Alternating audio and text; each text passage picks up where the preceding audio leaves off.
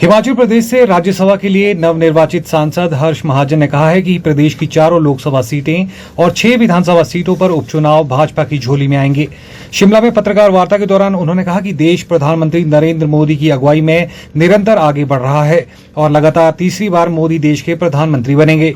उन्होंने कहा कि विधानसभा के 6 उपचुनावों में भाजपा ने सशक्त उम्मीदवार उतारे हैं और 1 जून को प्रदेश की जनता भाजपा के पक्ष में मतदान करेगी। राज्यसभा की सीट एक आगामी पूर्वक सीट है जो जीती है हमने, और आपने देख ही लिया जैसे आज माहौल था बना हुआ कि खींचातानी चलती रहती है,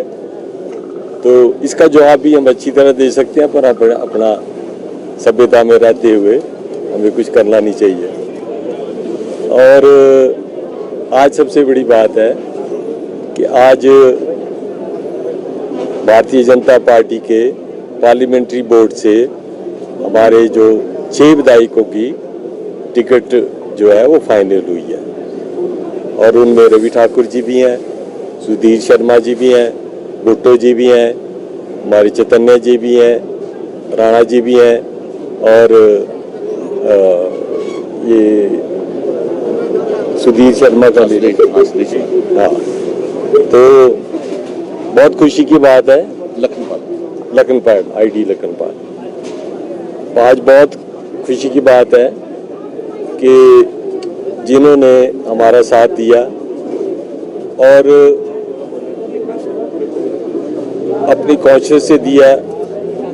अपने जो उन्होंने मेरे को वोट दिया और उनको अपनी सीट,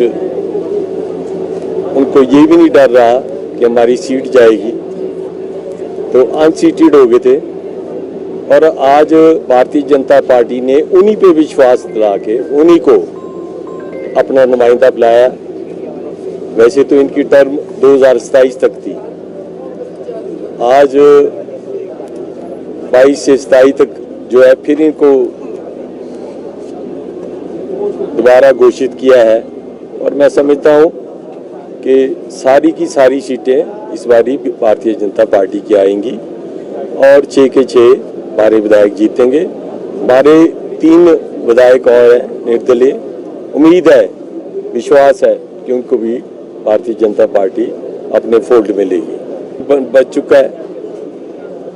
हमारा भारतीय जनता पार्टी का जो मोदी सरकार की सीटें 4 घोषित हो गई हैं,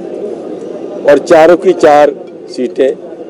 इसमें कोई शक की बात नहीं है, भारतीय जनता पार्टी को जाएंगी, नरेंद्र मोदी जी को जाएंगे। इनका इलेक्शन भी जो एमएलए जाए, इनका इलेक्शन भी सेम डे पे है, और इनके इलेक्शन का भी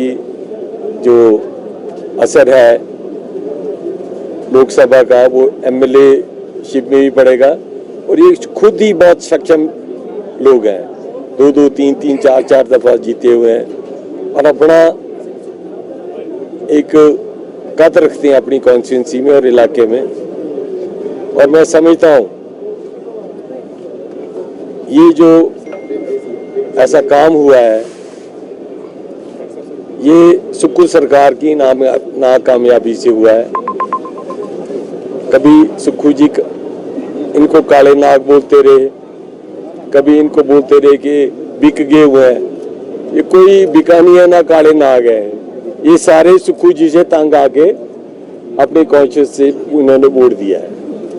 और बिकने का तो सवाल ही नहीं उठता, ना ही खरीदने की जरूरत पड़ी, ना ही ऐसा कोई विचार था। ये तो खुद इन्होंने व्यक्त किया जब हमने इनसे बातचीत की, जब एज अ कैंडिडेट मेरे को तो सारे वोटर के पास जाना था, और इन्होंने जो उस टाइम मैं सबके मिला जुला, तो मैंने पाया कि इतना रोष है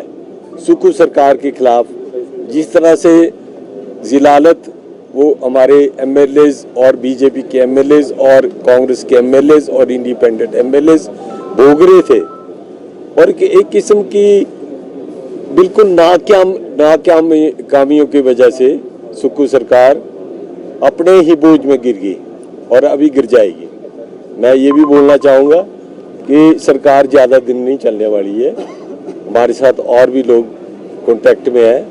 अब लेने हमने उतने ही है जितने हमें चाहिए।